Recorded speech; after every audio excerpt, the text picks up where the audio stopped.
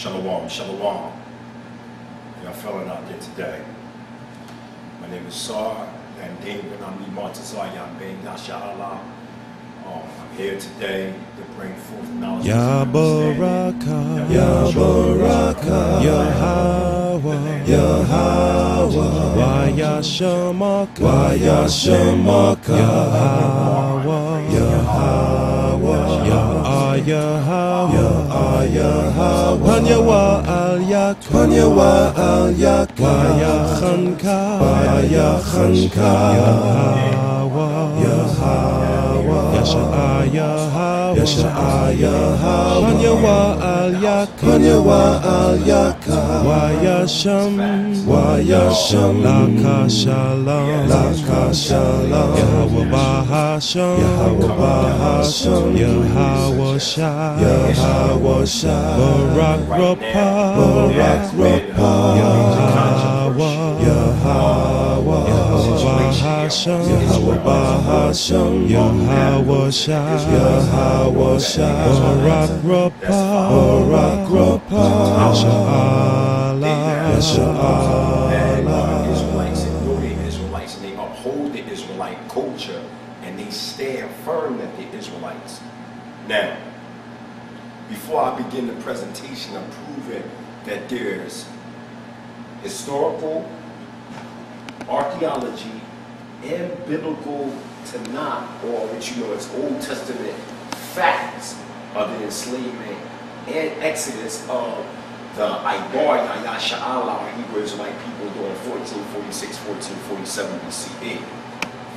But before I actually get into this portion of this lecture, we need to get into the history of how Egyptology developed. We're under the impression that Egyptology developed by our people. That's not true. Egyptology did not develop by our people. Egyptology actually was created by Napoleon and the French during the 1700s. Napoleon, when he started to read the Bible, one, Napoleon was a Christian, we know that. Number two, he was also a master mason.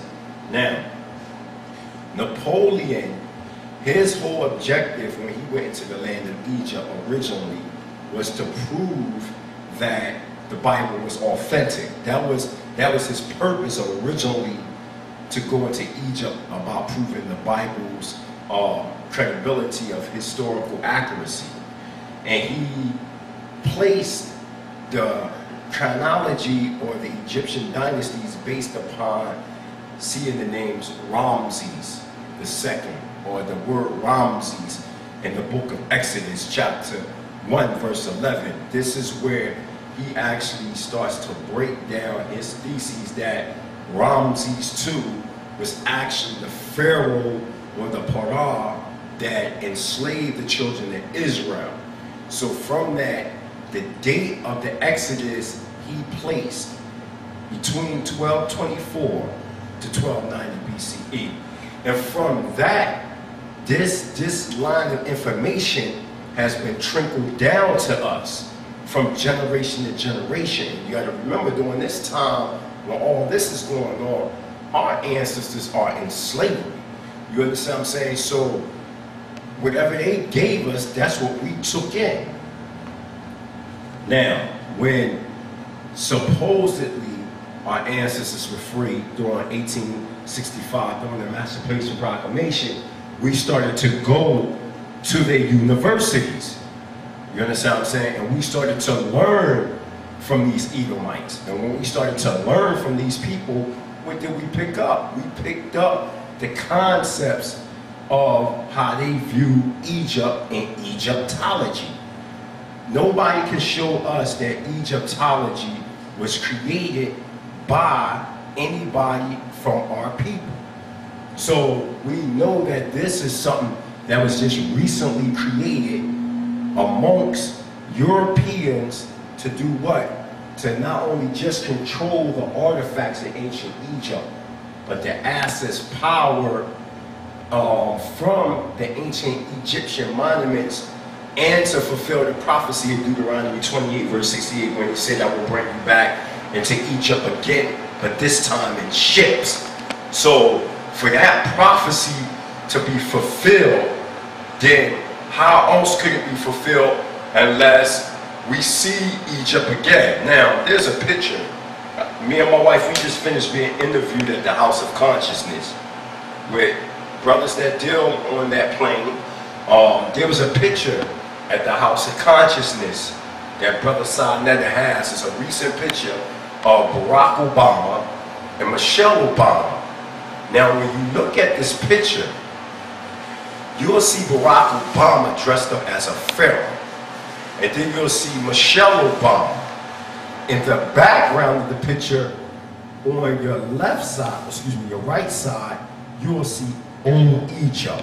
That's what you'll see. You will see an obelisk, you will see the step pyramid, and you will see certain little other things depicted in ancient Egypt.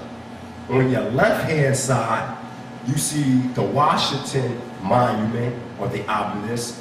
You see the so-called Capitol Hill, which is in correlation with the step pyramid, and other different things that emulate ancient Egypt.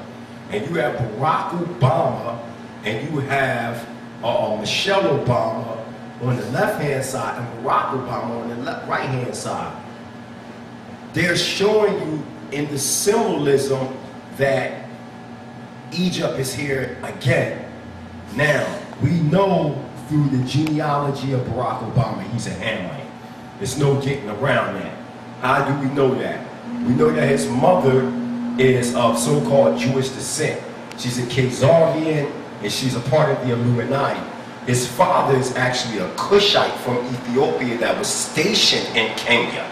So Barack Obama's ancestors go back to the first pharaohs that ruled, which was the Cushites before the Comedians.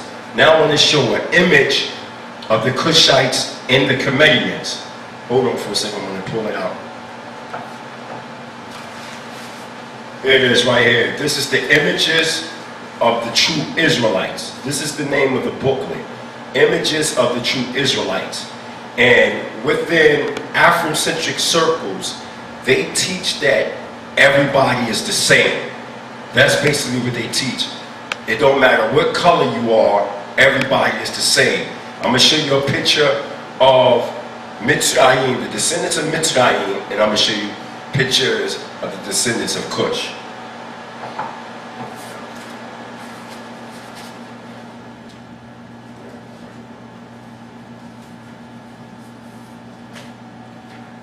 Here's a picture. This is a picture of your northern Hamites. We know in Hebrew the word is pronounced Kam, which only means what? Hot, heated. So those that were descendants of Ham would live in the hottest regions of the equator area. These are the descendants of Mitzrayim right here, or Matazayam. That's them. That's your Egyptians that started in the 3200, between 32 to 3100 BCE under Menes the First.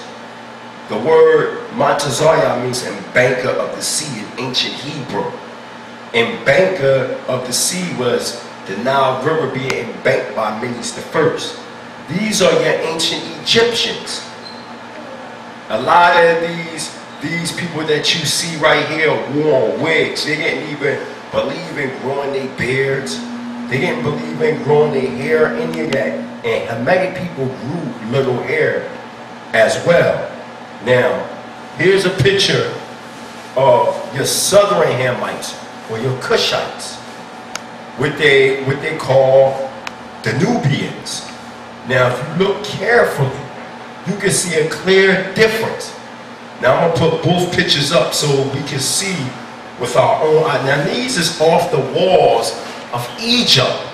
So this is not something that we're making up. This is stuff that you can go right now to Egypt and find out. And another thing that has to be made perfectly clear, that Egypt, so-called Negroes, we don't have Egypt. The Arabs and the Europeans run Egypt. When you go into Egypt today, you have to actually get permission from the Arabs to go there to get anything. You see what I'm saying? Or to